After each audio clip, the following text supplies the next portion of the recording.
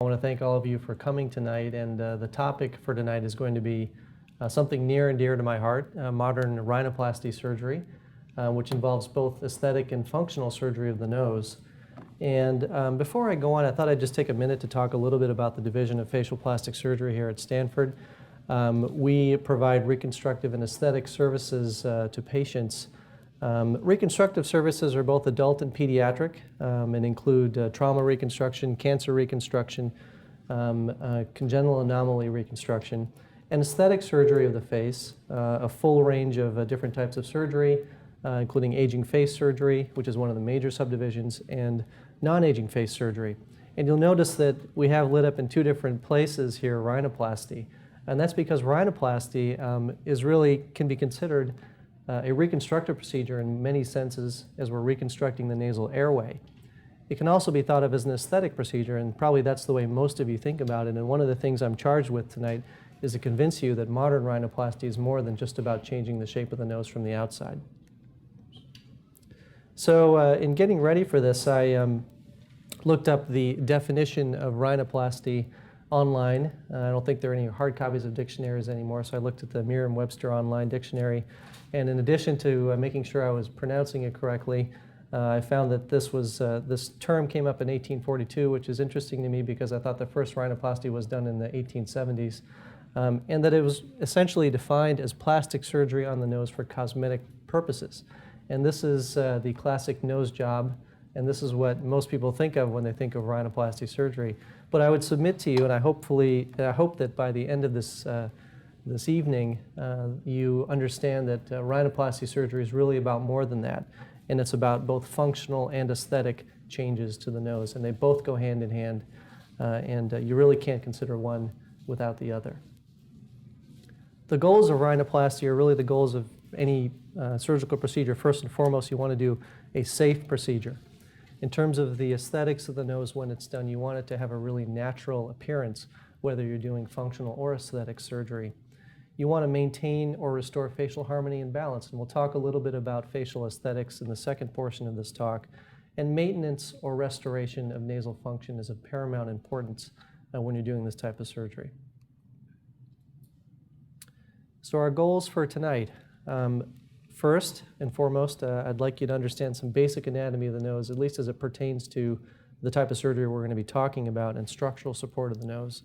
Understand major anatomic causes of airway collapse and obstruction, understand the term functional rhinoplasty, and understand issues in treatment of nasal obstruction, and finally some issues in aesthetic rhinoplasty that we'll be talking about towards the end of the evening.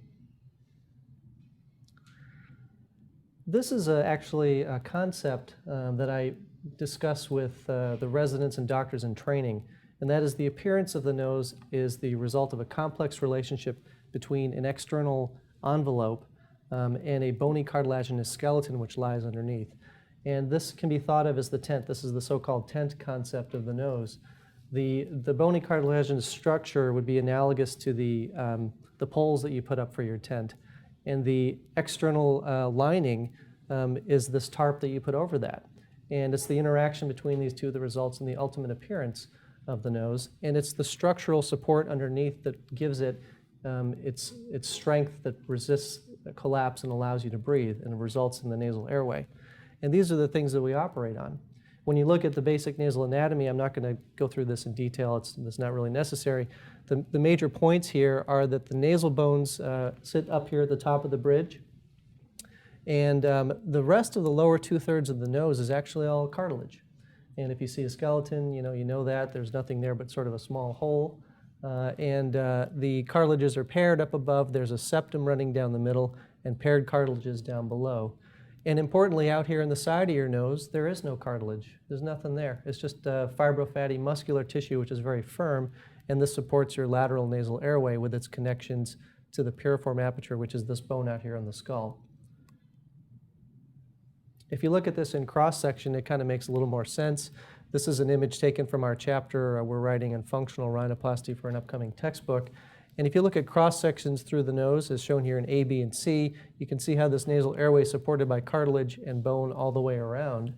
And as you come down further down here, there actually isn't any cartilage out here laterally. There's just this fibrofatty tissue complex which can lose its stiffness with age and time or due to trauma. So why do we have this shape to our nose? There aren't too many other creatures walking around or crawling around with a similar structure. The reason is probably related to evolution, and the anthropologists feel that it's probably due to Homo erectus moving from humid environments to more arid environments, and this nasal structure was required to maintain humidification of the air that we breathe through our nose. So this nasal function that we talk about is actually more complicated than simply nasal breathing. Being able to move air through your nose is important in your ability to voice properly, so communication. Of course, moving air through the nose is important for olfaction or smell. When you breathe, you actually modify the temperature of the air before it reaches your lungs, so it has an important physiologic function. It also humidifies the air and retains water as you breathe out through your nose, so it's a water retaining mechanism, and this is related to that evolutionary idea that I mentioned earlier. And you filter some particles through your nose, which is a little gross to think about, but it actually has that function as well. But when I talk about nasal function in functional rhinoplasty surgery, I'm not talking about correction for any of these other things. I'm actually talking about the main function, which is just simply the movement of air through the nose. And changes in the ability to move air through the nose can have a significant impact in your quality of life. And this is something that we've studied.